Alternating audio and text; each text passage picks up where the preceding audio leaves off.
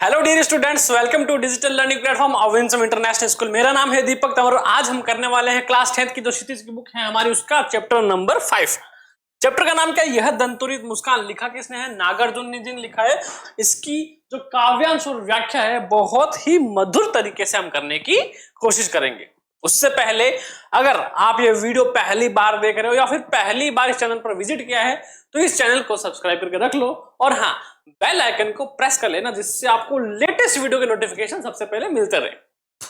और इसके अलावा क्लास 6 to 12 कंप्लीट एनसीईआरटी जो कोर्स आपको मिलेगा without any subscription, free of cost मिलेगा आपको। So do subscribe and share. देखो, नागार्जुन जी जो इसके लेखक हैं, दंतुरित मुस्कान, एक बच्चे की प्यारी सी मुस्कान के बारे में काव्यांश लिख डाला उन्होंने और उसी काव्यांश की व्याख्या जो है हम आज देखेंगे। उससे पहले कवि परिचय। क्या कहते हैं हमारे कवि जी? कहते हैं भैया नागार्जुन का जो जन्म है वो बिहार के दरभंगा जिले में। कहां हुआ है भैया? बिहार के दरभंगा जिले में इनका जन्म हुआ है। सतलखा गांव में सन 1911 में। उनका मूल नाम वैद्यनाथ मिश्र था। क्या था? वैद्यनाथ मिश्र। आरंभिक शिक्षा संस्कृत पाठशाला में हुई, फिर अध्ययन के लिए बनारस और कलकत्ता, जो कि कोलकाता है, वहां गए और 1936 में वे श्रीलंका गए और वहीं पर उन्होंने बौद्ध धर्म में दीक्षित हुए और 2 साल प्रवास के बाद 1938 में जब स्वदेश लौट आए। घुमक्कड़ी और अक्खड़ स्वभाव के। घुमक्कड़ी अर्थात जिनको यात्रा करने का बहुत ज्यादा शौक है, अक्खड़ी थोड़े स्वभाव के। धनी नागार्जुन ने अनेक बार संपूर्ण भारत की क्या करी? यात्रा करी और सन 1998 में उनका देहांत हो गया। नागार्जुन की प्रमुख काव्य कृतियां जिनमें से युगधरा, सतरंगे, पंख वाली, हजार हजार बाहों वाली, तुमने कहा था, पुरानी जूतियों का कोरस, आखिर ऐसा क्या कह दिया मैंने, मैं मिलिट्री का बूढ़ा घोड़ा। नागार्जुन ने कविता के साथ साथ उपन्यास और अन्य गद्य विधाओं में भी लेखन किया है। तो ये तो था हमारे लेखक जी का परिचय कि वो कौन थे, कहां जन्मे, शिक्षा कहां की और उनकी प्रवृत्ति कैसी थी। तो अब प्रवृत्ति पता चली कि भैया सामान्य व्यवहार में भी उन्होंने रचना की है। उन्हीं में से एक है दंतुरित मुस्कान। उनका संपूर्ण कृतित्व नागार्जुन रचनावली के 7 खंडों में प्रकाशित है। कितने? 7 खंडों में प्रकाशित है। साहित्यिक योगदान के लिए उन्हें अनेक पुरस्कारों से सम्मानित किया गया था, जिनमें प्रमुख है हिंदी अकादमी का पुरस्कार। ये पुरस्कार आपसे पूछे जा सकते हैं इन द सेंस कि जब कवि परिचय आपसे पूछा जाए तो उस कवि की उपलब्धियां, प्राप्त पुरस्कार या फिर कोई उनकी महत्वपूर्ण रचना है उनके बारे में आपको एक दो बताना होगा। इससे हमारा जो उत्तर है वो बहुत ज्यादा इफेक्टिव लगता है। उत्तर प्रदेश का भारत भारती पुरस्कार, बिहार का राजेंद्र प्रसाद पुरस्कार, मैथिली भाषा में कविता के लिए उन्हें साहित्यिक अकादमी पुरस्कार भी क्या दिया गया? प्रदान किया गया। राजनीतिक सक्रियता के कारण उन्हें अनेक बार जेल जाना पड़ा। इसकी सक्रियता राजनीतिक, सामान्य सी बात है, अंग्रेजों के खिलाफ कुछ बोले होंगे तो उन्होंने जेल में टिका दिया, है ना। हिंदी और मैथिली में समान रूप से लेखन करने वाले नागार्जुन ने बांग्ला और संस्कृत में भी कविताएं लिखी। और आज यदि हम बात करें अनेक भाषा सीखने की तो वो हमारे लिए बहुत ज्यादा टफ हो जाता है। पहले टफ नहीं था क्या? नहीं, पहले भी टफ था, परंतु जो आत्मीय अंदर से जो आती है ना प्रेरणा कि हमें ये भाषा सीखनी है, तो वो उसके चलते बहुत आसानी से चीजें सीख पाते हैं, है ना। आज तो बहुत सारे साधन है हमारे पास उपलब्ध हैं, फिर भी जो इंसान है वो सीख नहीं चाहता। और उस समय जब साधन नहीं थे तो ढूंढ ढूंढ के चीजों को, विद्याओं को सीखा जाता था। मातृभाषा मैथिली में वे यात्री नाम से प्रतिष्ठित है। लोक जीवन से गहरा सरोकार रखने वाले नागार्जुन भ्रष्टाचार, राजनीतिक स्वार्थ और समाज की पतनशील स्थितियों के प्रेरित साहित्य में विशेष सजग रहे। वे व्यंग्य में माहिर, किसमें? व्यंग्य में माहिर है। व्यंग्य अर्थात की तुलना करना या फिर किसी पर व्यंग्य रचना करना, हास्य हो सकता है या फिर वो समर्पण के या फिर देश प्रेम में किसी भी प्रकार में हो सकता है। सो इसलिए उन्हें आधुनिक कबीर भी कहा जाता है। छायावदोत्तर दौर के वे ऐसे अकेले कवि हैं जिनकी कविता गांव की चौपालों और साहित्यिक दुनिया में समान रूप से लोकप्रिय रही हैं। वास्तविक अर्थों में जन कवि हैं सामयिक बोध से गहराई से जुड़े नागार्जुन के आंदोलन कर्मियों कविताओं को व्यापक लोकप्रियता मिली और नागार्जुन ने छंदों में काव्य रचना की और मुक्त छंद से भी करी। अब ये जो चीजें हैं कवि परिचय, ये हमें पढ़ना ही पड़ेगा, करेक्ट। अब पूरा नहीं पढ़ना, थोड़ा पढ़ना, वो डिपेंड करता है कि कितना हमें याद होता है। ज्यादा समय भी नहीं लगाना और इतना भी याद नहीं रखना कि बस हमें नाम भी भूल जाए। तो प्रॉपरली सही रहेगा कि इसको पूरा पढ़ा जाए। और अगर आप मुझसे उम्मीद करते हो कि नहीं सर आप उसको बिना पढ़े एक्सप्लेन कर लो, तो बहुत सारी चीजें हैं नहीं चाहते कि वो छूट जाए, इसलिए प्रॉपर पढ़ा और आपको बताया गया है ना, ताकि आप उसको सुनकर याद रखो। उद्देश्य क्या है? उद्देश्य इतना सा है कि जब भी विद्यार्थी वीडियो को देखे, है ना, अगर वो देखने में सक्षम है, इट मीन्स कि बिजी नहीं है, तो वो आराम से देखे, वीडियो देखे। अगर वो कोई दूसरा काम करता है तो काम करते करते भी वीडियो को सुना जा सकता है, ऑडियो लेक्चर की तरह। अब इतना जब सुनोगे, हमने 100% सुना हमेशा, तो कितना परसेंट याद हुआ? मानो 20%। तो कोशिश की जाए कि इस 100% को हम क्या करें, बढ़ा दें, ताकि जितना हम सुनेंगे उससे ज्यादा हम उसको कैपेसिटी को याद कर पाएंगे। तो उसीलिए कंटेंट को हमेशा बड़ा रखो, ताकि एक सिंगल टाइम में हम ज्यादा याद हो जाए। तो पहला काव्यांश क्या है? तुम्हारी यह दंतोरित मुस्कान मृतक में भी जान, सॉरी, तुम्हारी यह दंतोरित मुस्कान मृतक में भी डाल देगी जान। दुली दुसर तुम्हारे ये गात, छोड़कर तालाब मेरी झोपड़ी में खिल रहे जलजात। पारस पाकर तुम्हारा ही प्राण, पिघलकर जल बन गया होगा कठिन पाषाण। अर्थात प्रसंग, सबसे पहले उपरोक्त पंक्तियां कहां से ली गई है? कवि ने ली है, कक्षा 10 की किताब है क्षितिज, उससे ली गई है। पाठ है, पाठ का नाम क्या है? मुस्कान, वहां से ली गई है। अब उपरोक्त पंक्तियों में जो कवि है अपने छोटे से बच्चे की मुस्कुराहट का अद्भुत वर्णन कर रहे हैं। किसके? बच्चे की मुस्कुराहट का। कवि बच्चे की मुस्कुराहट को इतना प्रभावशाली बताते हैं कि वो किसी भावहीन व्यक्ति में भी क्या करती है? भावनाओं को जगा देती है। मृतक में भी जान डाल देने की बात करें, अर्थात ऐसा नहीं है कि मरे हुए व्यक्ति को जिंदा कर दे, अर्थात कि ऐसा व्यक्ति जिसके जो भाव है पूर्णतः नष्ट हो चुके हैं, है ना। कहते ना क्या यार, ये व्यक्ति जो है जिंदगी में नीरस अपना जीवन व्यतीत कर रहा है, मतलब इसको कोई फर्क ही नहीं पड़ता, कोई मतलब नहीं, ऐसे व्यक्ति में भी भाव विभोर कर दिया जाए उसको। ऐसी मुस्कान है प्यारे से बच्चे की।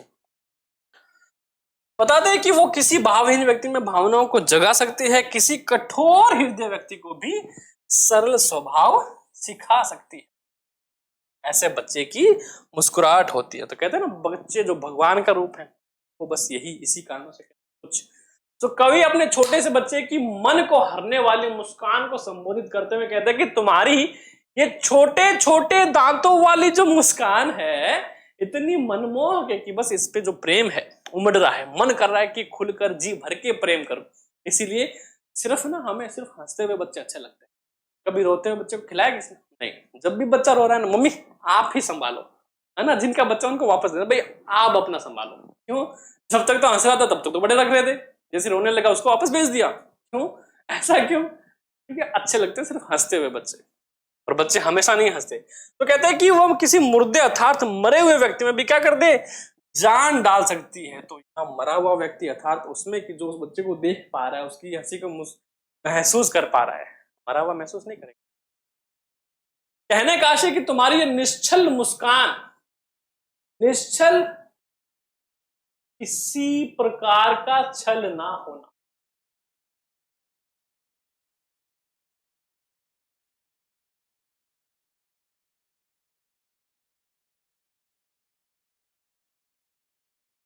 एक तो होती है मुस्कान छलने वाली, है ना, जो मेकअप के बाद आती है कि बस किसी को इम्प्रेस करने के लिए ऐसी मुस्कान ना जिसको पागल कर दे, छलने वाली मुस्कान।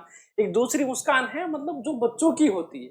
बच्चे आपको छलने वाले नहीं है, वो बस अपने अंतर मन से जैसे वो फील कर रहे हैं वैसे हंस रहे हैं, है ना। तो वैसी मुस्कान निश्चल मुस्कान, है ना, बिना किसी कारण के। तो जीवन की कठिन परिस्थितियों से निराश, हताश हो चुके व्यक्तियों और यहां तक कि वो बेजान व्यक्ति को भी क्या कर दे? जीवन जीने की प्रेरणा देती। अगर कोई तुम्हारी इस छोटे छोटे दांतों वाली मुस्कान को देख ले तो वह भी एक बार प्रसन्न हो जाए और उसके भी मन में इस दुनिया की ओर आकर्षण जाग उठे कि देखो कितना प्यारा बच्चा है, कितना क्यूट बच्चा है ना। हंसता है तो ऐसा लगता है जैसे बहारों में फूल खिल रहे हो, है ना। तो इस पे गाना हो जाता है, बहारों फूल बरसाओ हमारे महबूब आए।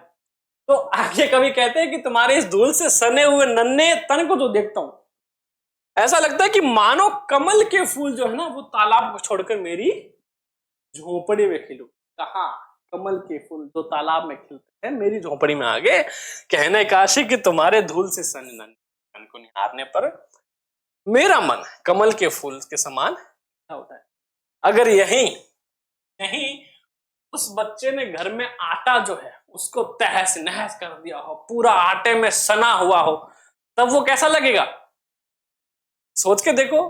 तब वो ऐसा लगेगा जैसे उसने एक आतंकवादी की तरह हाहाकार मचा दिया हो घर में, है ना। अर्थात प्रसन्न हो गया है। ऐसा लगता है कि तुम जैसे प्राणवान का स्पर्श पाकर ये कठोर चट्टाने जो है वो पिघल गई, जल बन गई। कहने का आशय कि बच्चे की जो मधुर मुस्कान देखकर पत्थर जैसे कठोर हृदय वाले भी क्या करते हैं, मनुष्य मन पिघल जाए, अर्थात कोमल हो जाए, बहुत ज्यादा कोमल हो जाए। कभी आतंकवादी बच्चा देखा है ना। मतलब घर वालों का नजर थोड़ी सी हटी और उसने किचन में जाके भाई सब क्या कर दिया, आटे की टोली उठाई, उलट पुलट कर दी, खुद भी सन गए और खुद के छोटे भाई को भी सन दिया, है ना। बहुत बच्चे ऐसे करते हैं। छू गया तुमसे कि झरने लग पड़े शेफालिका के फूल, बांस था कि बबूल, तुम मुझे पाए नहीं पहचान, देखते ही रहोगे अनिमेष, थक गए हो आंख लू में फेर। जब अनजान व्यक्ति उस बच्चे ऐसा लगता है कि अरे इसको देखा तो है पर पहचान नहीं पा रहा कौन, है ना। उस वक्त बच्चा सिर्फ अपनी मम्मी के अलावा किसी को नहीं पहचानता, या फिर जो उसके बहुत करीबी जो खेलते हैं उसके साथ दिन रात, तभी पहचान। इवन कि मेरी मौसी की लड़की जो है वो 7 दिन बाद मुझसे मिलने के बाद बोलती है भैया कहाँ आप कौन हो, नहीं पहचाना उसने, रोने लग गई वो, है ना। तो वो अपने करीबी बहुत ज्यादा जो करीबी है ना, जो दिन भर उसके साथ खेलते हैं, सिर्फ उन्हीं को पहचानते हैं। प्रसंग इस काव्यांश में कवि अपने स्वभाव में आवे परिवर्तन के लिए बच्चे की कारण बताता है। और जब पहली बार देखने के कारण बच्चा अपने पिता यानी कवि को पहचान नहीं पा रहा और वह एकटक दृष्टि से कवि को देखे जा रहा था, तब कवि के अंदर पिता का प्रेम उसे न चाहते हुए अपने बच्चे से नजरें फेरने को कहता है कि अगर उस पिता ने उस वक्त नजरें नहीं फेरी तो क्या छिड़ जाएगा भैया, ग्रह युद्ध छिड़ जाएगा। फिर जो उस बच्चे का रोना शुरू होगा 10 मिनट तो माता जी को चुप करवाते हुए भी लग जाएंगे कि भैया बस करो अब मत रुलाओ इसे। और अर्थात कवि को ऐसे लगता है कि उनके उस छोटे से बच्चे के निश्चल चेहरे में वो जादू है कि उसको छू लेने से क्या बांस या बबूल से भी शेफालिका के फूल जो कि सबसे सुंदर सबसे मधुर जाने जाते हैं गिरने लगते हैं। कहने का तात्पर्य है कि जीवन की विपरीत परिस्थितियों के कारण कवि का मन बांस और बबूल की भांति जो है वो शुष्क और कठोर हो गया था। बच्चे की मधुर मुस्कुराहट को देखकर उसका मन अथवा स्वभाव भी पिघल कर शेफालिका के फूलों की भांति सरस और सुंदर हो गया है। बच्चा पहली बार अपने पिता यानी कवि को देख रहा है। तो अभी हमने देखो कवि के स्वभाव की बात करी थी, मक्कड़ और ऐसे स्ट्रिक्ट रहने वाले व्यक्ति अब घूम घूम के काम से मतलब अपनी जिंदगी की जद्दोजहद वो पूर्णतः परेशान है ना, एकदम कहते हैं पाषाण हृदय पत्थर जैसे हृदय वाला व्यक्ति है। जब वो अपने बच्चे को इस मुस्कुराहट को देखता है तो उस पर कविता लिख देता है, क्योंकि एकाएक कहीं ना कहीं उसे भी ऐसा महसूस हुआ है। और कवि की जो रचना है वो ज्यादातर उन्हीं पे निर्भर होती कि कैसा वो महसूस कर रहे हैं। तो सोचो कि एक ऐसा व्यक्ति जिसके दिल में मन में कोई अरमान नहीं, किसी खुशी का एहसास नहीं, किसी का कुछ नहीं, और अचानक से वो ऐसी मुस्कुराहट से क्या हो जाए प्रभावित होता है और उसके मन के सारे भाव हैं वो जागृत हो जाए, जो जिसे प्रेम कहते हैं। तो क्या उसको लिखने से रोका जा सकता है क्या? नहीं। तो उन्होंने क्या करा, अपने बच्चे की मुस्कान पर प्यारी सी जो कविता है वो लिख डाली। तो इस कारण कवि आगे उस छोटे से बच्चे से कहते हैं कि ऐसा लगता है कि तुम यानी कि तुम छोटा बच्चा मुझे पहचान नहीं पाए हो, क्योंकि बच्चा कवि को अपलक अर्थात बिना पलके झपकाए जो हैं वो देख रहा है, एक टक से देख रहा है। और कवि उस बच्चे से कहते हैं कि यदि वह बच्चा जो है इस तरह अपलक कवि को देखते देखते थक गया उसकी सुविधा के लिए कवि उससे आंख फेर ले। थक गया ना बच्चा कि भाई पिता को फिक्र हो जाती है बच्चे की, उसके देखने पर से उसको फिक्र हो। और कहने का तात्पर्य कि कवि बच्चे से उसके पास खड़ा होकर पूछता है कि तुम मुझे इस तरह लगातार देखते हुए थक गए होंगे, इसलिए लो मैं तुम पर से अपनी नजर हटा लेता हूं, ताकि बच्चा भी जो है अपनी पलकें झपकाए और उसे आराम मिले। ये है निस्वार्थ प्रेम। सिर्फ किस लिए? एक मात्र छोटी सी पलकें ना झपकाने पर पिता का जो हृदय है वो पूरी तरह क्या हो रहा है, असंतुलित हो गया कि भैया अब जो तू देखेगा मेरी तरफ थक जाएगा, इसलिए मैं ही हट जाता हूँ, पलकों को आराम दे, थोड़ा रिलैक्स कर बेटा, बाद में मिल लेंगे। और यही अगर प्रेजेंट टाइम में बच्चों को कुछ हो जाए तो ऐसा कुछ रोना शुरू कर दे, वो कौन है, किसको उठा के लाए हो, नहीं दूर रहो। और कुछ बच्चे ऐसे होते हैं बहुत ज्यादा विनम्र होते हैं, है ना। तो डिपेंड करता है किस कैटेगरी के बच्चे का जो वर्जन है ना, वो उस पर डिपेंड करता है। कुछ बहुत अच्छे होते हैं, कुछ तो आक्रामक। काव्यश्री, क्या हुआ यदि हो सके परिचित न पहली बार, यदि तुम्हारी मान माध्यम बनी होती आज, मैं न सकता देख मैं ना पाता जान, यह तुम्हारी दंतुरित मुस्कान। धन्य तुम माँ तुम्हारी धन्य, चिर प्रवासी मैं इतर मैं अन्य। क्या कह रहे कि इस जो दंतुरित मुस्कान है ना, जो एक पाषाण हृदय व्यक्ति है, जिसका हृदय पत्थर हो चुका है, काम के कारण परेशान हो चुका है, थक चुका है जिंदगी की जदोजहद से, वो अचानक से उस दंतुरित मुस्कान को महसूस कर पा रहा, कितनी विनम्र है, प्यार से भरी हुई है। तो क्या कहता है, वो धन्यवाद देता है कि धन्यवाद है तुम्हारी माता को, है ना। क्या माध्यम बनी वो, तेरे और मेरे, यानी तुम्हारी इस दंतुरित मुस्कान का वो माध्यम बनी है। तो धन्य बोलता है तुम्हें, धन्य तुम्हारी माँ को। इस प्रसंग काव्यास में कवि उस स्थिति का वर्णन करें जब बच्चा लगातार कवि को देखे जा रहा है और उन्हें पहचानने की कोशिश कर रहा है। इसे देखकर कवि बच्चे से कह रहे हैं, इस बात का कोई भी अफसोस नहीं है, पहली बार की मुलाकात में उनकी ठीक से जान पहचान नहीं हो पाई, बल्कि मैं तो इस बात से खुश हैं कि अपने बच्चे से मिल पाए या फिर उसे देख पाए। हर पिता के मन में ऐसे भाव होते हैं, परंतु हर पिता कवि नहीं होता, है ना। तो कुछ ऐसे भाव होते हैं जो वो एक्सप्रेस नहीं कर पाते, है ना, मन में रह जाते हैं। तो कवि हैं, तो कवि ने अपने भावों को जितना हो सके प्रेम पूर्वक लिख कर बताने की क्या करिए, चेष्टा करी है, कष्ट किया है, थोड़ा सा बताया है ना, ताकि अब ये जो भाव है ना हर पिता के होते हैं जब वो अपने बच्चे को बार मुस्कुराता हुआ देखे। व्याख्या देखिए, कवि अपने नन्हे शिशु को संबोधित करते हुए कहते कि तुम मुझे पहली बार देख रहे हो, इसलिए यदि मुझे पहचान भी नहीं पाए तो कोई बात नहीं, स्वाभाविक सी बात है, यदि हम पहली बार किसी को देखते हैं तो नहीं पहचान पाते, है ना। फिर बाद में बोलते इसकी डिटेल निकाल भाई, मुझे इसको पहचानना है। तो ऐसा कहने का तात्पर्य कि कवि को इस बात का जरा भी अफसोस नहीं है कि बच्चे से पहली बार में उसकी जो जान पहचान वो है नहीं हो पाए। एक माँ ही बच्चे को जन्म देकर इस धरती पर लाती है। कवि कह रहे कि तुम्हारी माँ के माध्यम से ही आज मैं तुमसे मिल पाया हूं। अगर तुम्हारी माँ ने माध्यम बनकर मुझे तुमसे ना मिलाया होता तो मैं तुम्हें नहीं जान पाता, और ना तुम्हें जान पाता ना इस काव्य की रचना होती, ना कक्षा 10 क्षितिज में नाम आता। तो इसलिए मैं तुम्हारा और तुम्हारी माँ का बहुत ज्यादा आभारी हूं, और तुम दोनों को दिल से क्या करता हूं, धन्यवाद देता हूं। अर्थात कवि इस बात के लिए उस बच्चे की माँ अर्थात अपनी पत्नी और अपने बच्चों को क्या करता है, शुक्रिया अदा करना चाहता है। क्यों? क्योंकि उनके जीवन में आकर उनके जीवन को क्या बना दिया है, खुशहाल कर दिया है, प्रेम पूर्वक कर दिया है। तो इसलिए यदि आप सोचते हो कि शादी करना गुनाह है तो उससे उभरो थोड़ा, है ना, प्रेजेंट में आओ, देखो, है ना, कितना पवित्र रिश्ता है, कितना प्रेम, कितना संसार जो है वो सुंदर हो जाता है। कि उनके कारण ही कवि को भी उस बच्चे के सौंदर्य का दर्शन करने का सौभाग्य जो है वो प्राप्त हुआ। तुम्हारी माँ अर्थात कवि की पत्नी ने ही उन्हें बताया कि वह बच्चा उनकी ही संतान है, नहीं तो मैं तुम्हारे दांतों से झलकती मुस्कान को भी नहीं जान पाता। कवि आगे कहते कि मैं सदा घर से बाहर अर्थात अन्य प्रदेश या फिर जगह रहा। क्यों? क्योंकि उन्होंने पूरी भारत की यात्रा करी,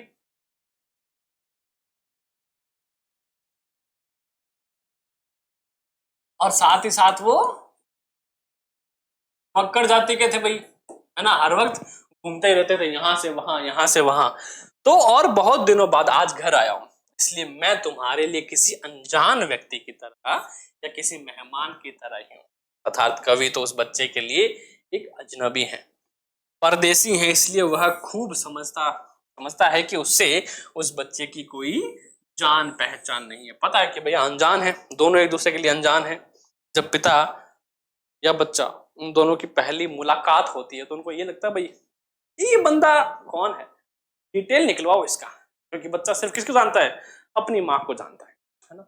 बाद में समय अनुसार जब बोध होता है कि ओहो ये तो मेरे पूज्य पिताजी हैं, है ना, फिर सिलसिला शुरू होता है बड़े होने का, बड़े होते हैं और बड़े होते हैं, फिर पिताजी की डांट से सामना होता है, फिर उनकी मार से सामना होता है ना, उनके जो निस्वार्थ प्रेम है ना उनकी हदें पता लगती है कि भैया यहाँ पर पिताजी से मार पड़ जाएगी, यहाँ पर प्रेम मिलेगा, है ना। काव्यांश फोर्थ, इस अतिथि से प्रिय तुम्हारा क्या रहा संपर्क, उंगलियां मां की कराती रही मधुपर्क, देखते तुम इधर कन की मार और होती जबकि आंखें चार, जब तुम्हारी दंतोरित मुस्कान मुझे लगती बड़ी ही छविमान। कनखी अर्थात आंख की वो बात कर रहा है। तो प्रसंग इस काव्यांश में कवि जो है अपना और अपने बच्चे के बीच मेहमानों वाला जो इंट्रोडक्शन हुआ है उसके बनने का जो कारण है वो स्पष्ट करते हुए कहते हैं, और माँ और बच्चे के वात्सल्य को अत्यधिक मनोरम ढंग से प्रस्तुत कर रहे हैं, और साथ ही बच्चों के नटखटपन को भी दिखने का प्रयास कर रहे हैं। तो अभी तो वो बच्चा धीरे धीरे बड़ा होगा, परेशान भी करेगा, है ना, वो वहां तक अभी तक लेखक जी पहुंचे नहीं है, तो उन्होंने अभी दंतोरित मुस्कान देखकर रचना कर डाली। शायद इनकी आगे की रचना में हमें ऐसा पता लगे कि बच्चे ने किस प्रकार का रुद्र अवतार धारण किया हो, है ना। तो व्याख्या कि कवि अपने आप को किसी मेहमान की तरह बताते हुए कहते हैं कि हमेशा ही काफी लंबे समय तक घर से दूर रहते हैं, जिस कारण वह न तो अपनी पत्नी से मिल पाए और न ही अपने बच्चे से। इसलिए कवि अपने बच्चों से कहता है कि मुझ जैसे अतिथि से तुम्हारा संपर्क नहीं रहा, अर्थात मैं तुम्हारे लिए अनजान ही रहा हूं। यह तो तुम्हारी माँ है, ये तो तुम्हारी माँ है जो तुम्हें अपनी उंगलियों से तुम्हें फर्क चढ़ाती रही, अर्थात तुम्हें वात्सल्य भरा प्यार देती रही, प्रेम करती रही। कहने का तात्पर्य कि बच्चा अपनी माँ की जो उंगली है वो चूस रहा है, तो ऐसा लगता है कि उसकी माँ उसे पंचामृत का पान करवा रही है, बस ऐसा ही है।